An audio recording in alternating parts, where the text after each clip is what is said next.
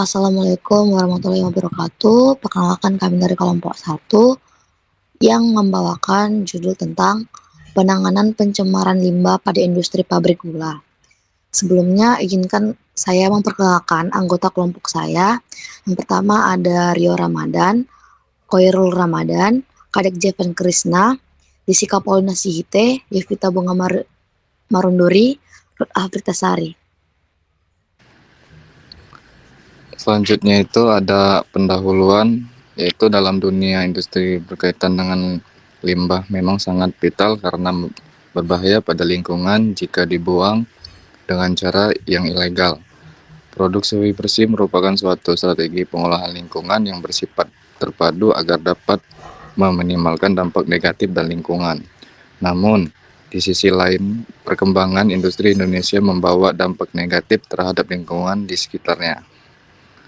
Mulai dari awal limbah masuk sampai dengan pembangunan limbah cair ke lingkungan, perlakuan yang diterapkan pada limbah yang dilakukan uji sampel air yang berasal dari IPAL, dalam maupun luar atau dilakukan cara pembuangan limbah sesuai peraturan Undang-Undang Lingkungan Hidup. Next.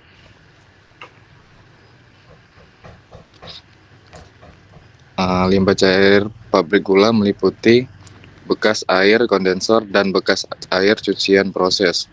Air cucian proses termasuk air cucian, evaporator, buangan kental, dan peralatan lain.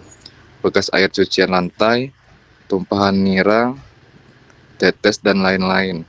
Pengolahan limbah adalah kegiatan terpadu yang meliputi kegiatan pengurangan, segregasi, penanganan, dan pemanfaatan dan pengolahan limbah. Upaya pengolahan limbah sangat membantu selain lingkungan tidak tercemar juga berkaitan dengan manusia yang dapat melakukan inovasi dan limbah. Hal ini disebabkan bahan organik secara dominan. Next.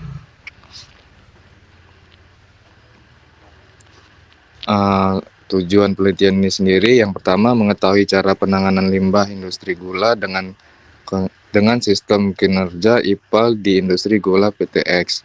Yang kedua, mengetahui kinerja material yang digunakan sebagai starter dalam memproses limbah cair organik.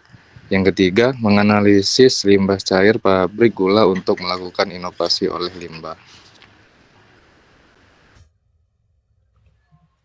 Berikut merupakan metode yang kami gunakan untuk mengidentifikasi permasalahan pada industri gula, yang dimana permasalahan ini berdasarkan data dan fakta yang ada, kemudian dianalisis berdasarkan pustaka dan data pendukung lain.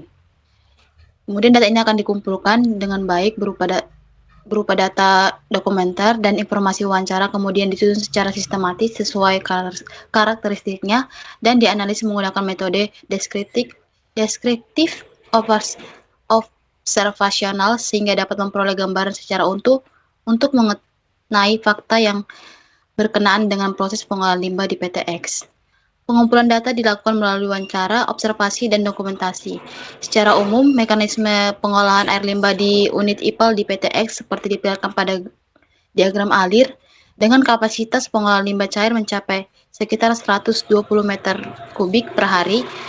Limbah cair yang berasal dari ceceran-ceceran beberapa proses seperti pemerasan tebu, penjernihan nira, pencucian alat pemasak nira, dan pembersihan alat-alat pengkristalan disalurkan lewat saluran tertutup dari unit proses pembuatan gula untuk melalui semburan limbah cair ke dalam unit cooling tower sederhana yang terbuat dari ayunan bambu.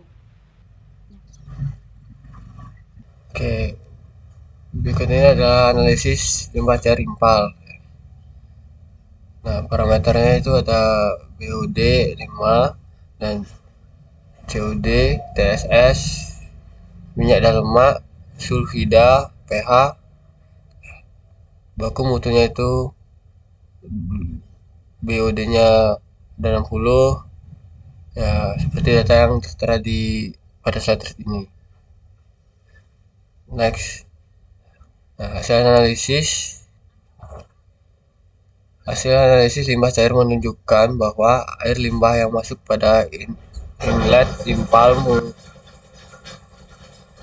sampel mengandung parameter limbah cair diujikan memiliki nilai konsentrasi di atas bahan baku mutu air limbah, semua kecuali parameter minyak dan lemak. Parameter yang memiliki konsentrasi tertinggi adalah COD sebesar 19,40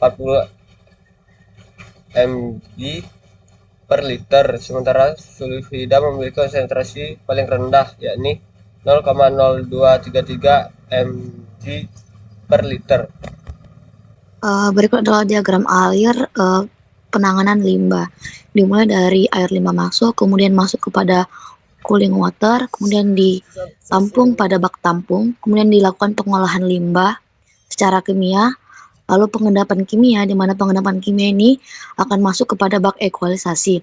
Setelah bak ekualisasi, dilakukan aerasi pertama sampai yang ketiga. Lalu dilakukan pengendapan biologi, lalu dari pengendapan biologi ini menghasilkan bak pengering lumpur. Kemudian bak penyaring biologi ini menghasilkan outlet dan dilakukan bak kontrol biologi. Kemudian itu ada kegiatan pemberian nutrisi dan aktivitas penanaman mikroorganisme. Kegiatan ini terdiri dari beberapa kegiatan. Yang pertama itu pengukuran pH, aerasi, nutrisi, dan MPMO. Kemudian ada pencampuran, penaburan, serta sebaran bakteri dan nutrisi. Sekian presentasi dari kami yang mengenai teknik pengolahan atau penanganan limbah cair pada industri tubuh. Terima kasih.